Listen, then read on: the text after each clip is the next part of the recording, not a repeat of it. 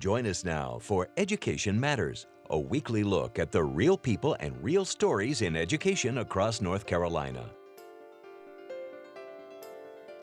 Welcome to Education Matters, presented by the Public School Forum of North Carolina. I'm your host, Keith Poston. As you know, each show we focus on a central topic. This week is Expanding Educational Opportunity in North Carolina. That's the title of the just released report and action plan from the Public School Forum of North Carolina. Its latest study group, the 16th such effort for the forum, sought to answer the question, what would it take to ensure all North Carolina children have the opportunity for a sound basic education? We'll explore the key findings and recommendations with the leaders behind the study group.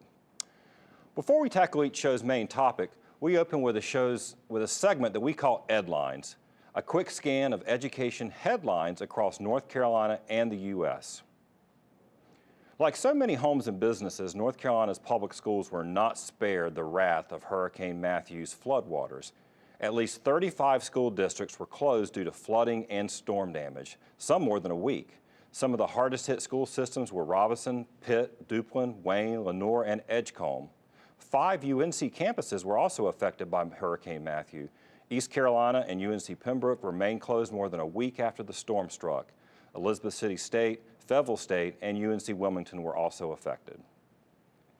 This week, the National NAACP ratified a call for a moratorium to be placed on charter school expansion. Now, according to the NAACP, this move was more about supporting public schools than an ideological opposition to charters.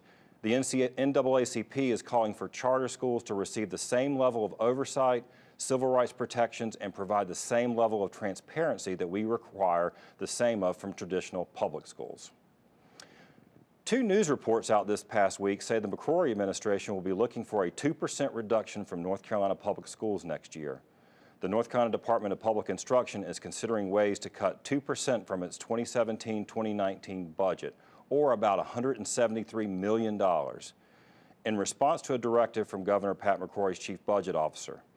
It was reported that Guilford County schools would lose an additional $8 million in state funding if these cuts occur. And finally, students in high-performing countries for math are less reliant on memorization strategies than their peers in lower-performing countries. This is according to a new study by the organization that administers the Program for International Student Assessment, or PISA, exams. U.S. students fell just above the average in using memorization.